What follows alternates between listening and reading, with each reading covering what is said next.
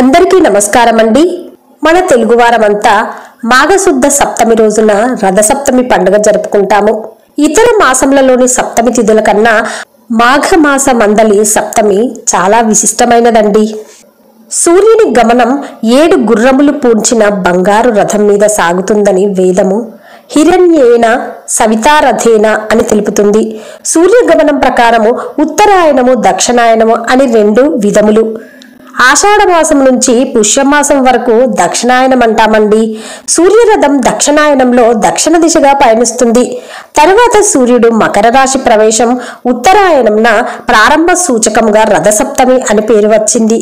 అందుకే ఈ రోజు పవిత్ర దినముగా భావించి భారతీయులు సూర్యుడిని ఆరాధిస్తారు. భ అంటే సూర్యకాంతి, రతి అంటే సూర్యుడు. కావున సూర్యుడిని ఆరాధించువారు అందరూ భారతీయులు. భారతి అంటే వేదమాత, వేదమాతను ఆరాధించువారే భారతీయులు.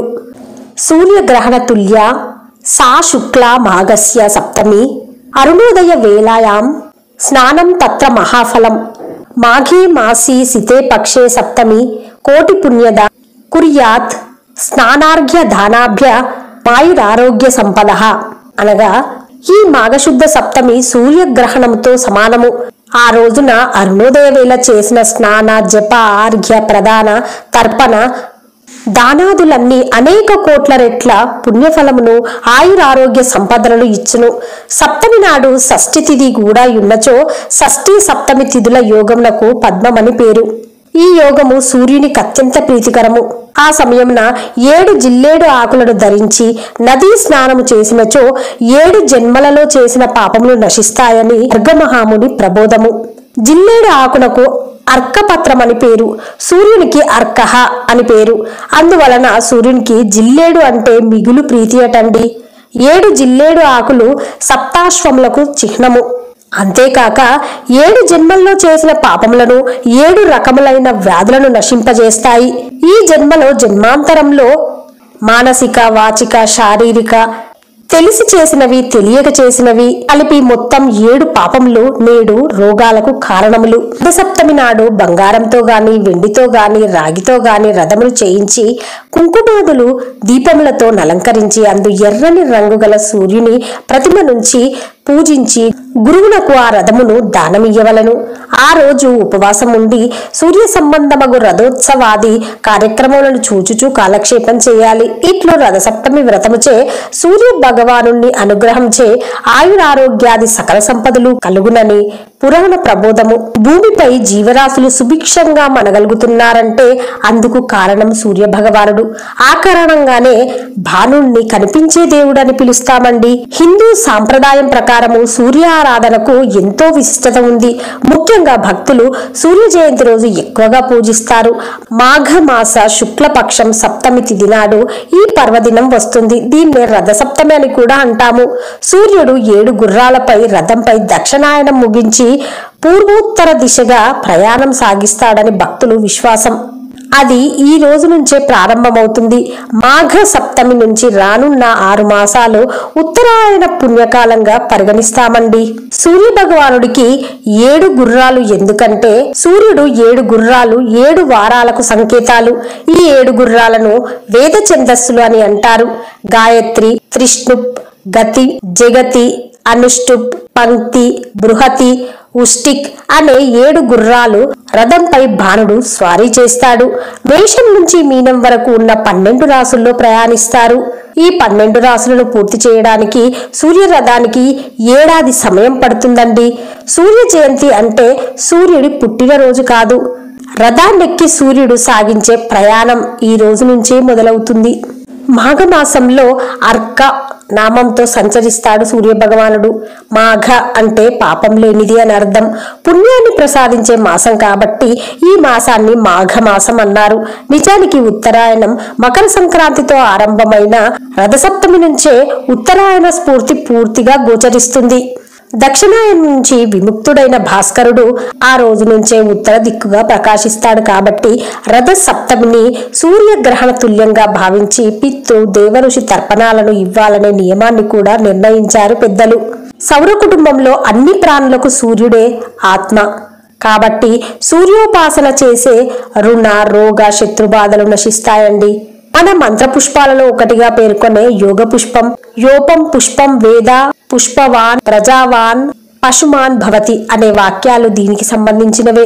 సూర్యారాధన చేసేవారు పుష్పవంతుడు, సంతానవంతుడు, పశు సంపద సమృద్ధివంతుడు అవుతాడు.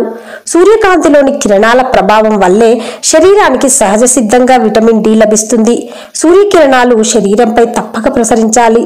అందుకే వైదిక వాజ్మయం, సంధ్యావందనం, సూర్య నమస్కారాలు, అర్ఘ ప్రదానం మొదలైనవి ప్రక్రియలన్నీ ప్రవేశపెట్టారు.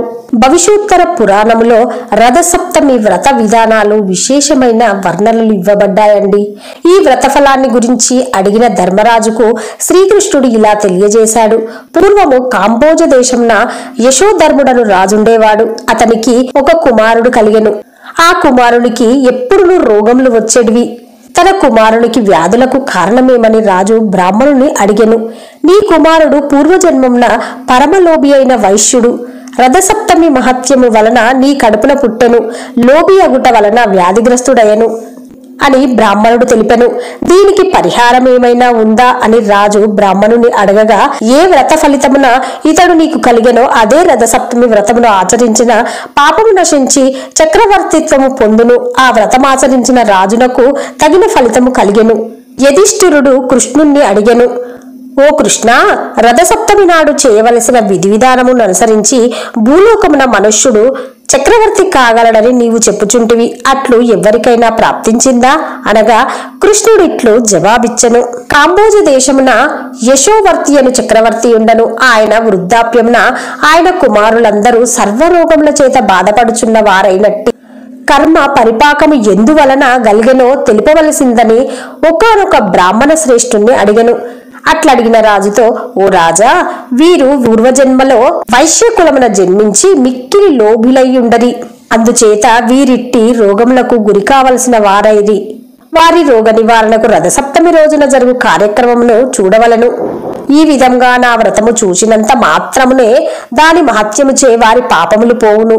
కావున వ్యాధితో బాధపడు వారిని కొని తెచ్చి ఆ వ్రత వైభవమును వారికి చూపినంత మాత్రముననే వారి రోగములన్నీ నివారింపబడును అని బ్రాహ్మణుడు చెప్పగా, రాజు, అయ్యా, ఆ వ్రతమెట్లు చేయవలనో దాని విధ విధానము తెలుపుమని ప్రారంభించెను. అందులోక బ్రాహ్మణుడు, ఓ రాజా, ఏ వ్రతము చూసినంత మాత్రమున జడత్వము నశించి పోవునో ఆ వ్రత ప్రభావంన సకల పాపములు హరించి చక్రవర్తిత్వం కలుగును.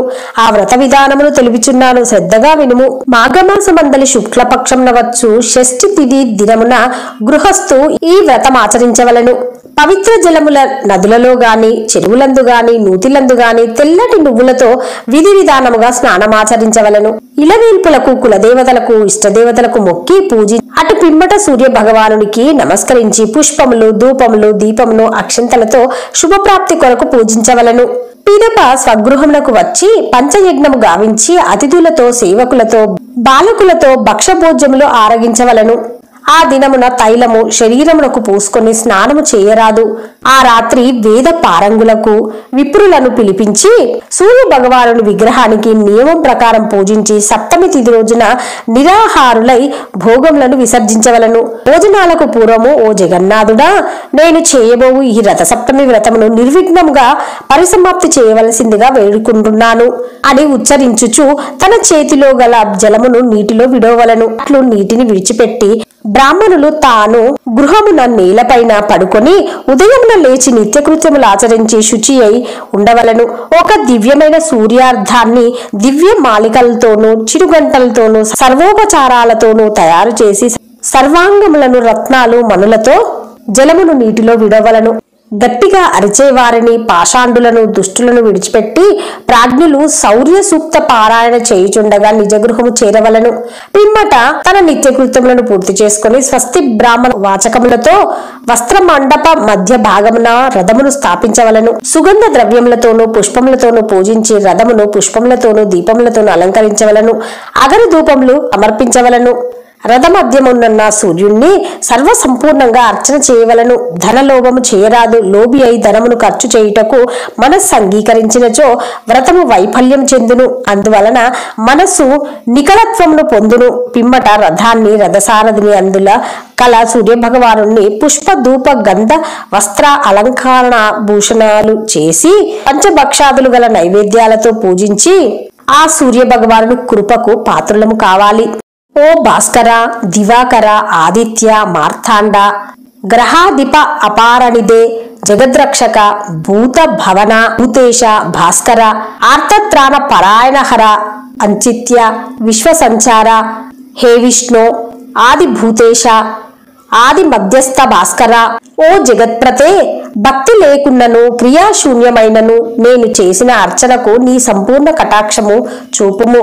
పై విధముగా మనస్సుతో తాను వేడిన కోరికను సఫలీకృతం చేయవలనని భాస్కరుణ్ణి ప్రార్థించవలను. ధనహీనుడైనను విధి ప్రకారం అన్ని కార్యములు చేయవలను. రథము, సారథి, గుర్రములు, వివిధ రకాల రంగులతో లిఖించిన బొమ్మలు, జిల్లేడు ప్రతిమలతో సూర్యభగవాను శక్తి కొలది పూర్వం చెప్పినట్లు విధి విధానముగా పూజించాలి. ఆ రాత్రి జాగరణ చేసి పురాణ శ్రవణ మంగళ గీతాలతో మంగళ వాయిద్యాలతో పుణ్యకథలను వినవలను.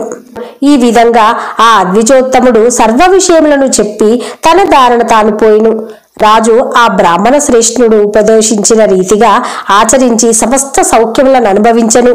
ఈ విధానముగా ఆ రాజపుత్రులు చక్రవర్తిత్వమును పొందిరి.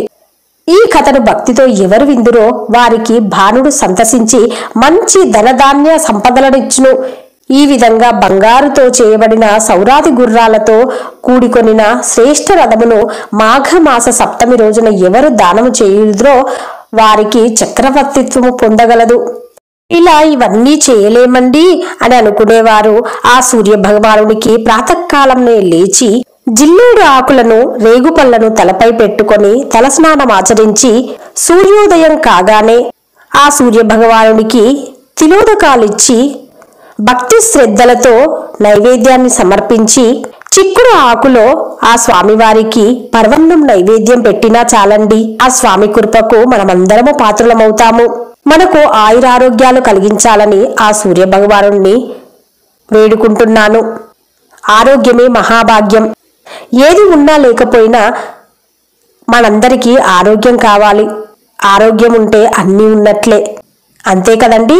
ఆ సూర్య భగవాని కృప వలన మనందరము ఈ 2025 సంవత్సరంలో ఆయురారోగ్యాలతో సుఖ సంతోషాలతో ఉండాలని మరొక్కసారి కోరుకుంటూ ఉంటానండి. ఓకే ఫ్రెండ్స్, మీకు కనుక ఈ వీడియో నచ్చినట్లయితే ఒక లైక్ వేయండి, షేర్ చేయండి, ఛానల్ను సబ్స్క్రైబ్ చేసుకోండి. అలాగే మరవకుండా బెల్ బటన్ యాక్టివేట్ చేసుకోండి ఫ్రెండ్స్. అప్పుడు నేను చేసే ప్రతి లేటెస్ట్ వీడియో మీ మొబైల్కి నోటిఫికేషన్ రూపంలో వస్తుంది. ఉంటానండి. Thank you for watching.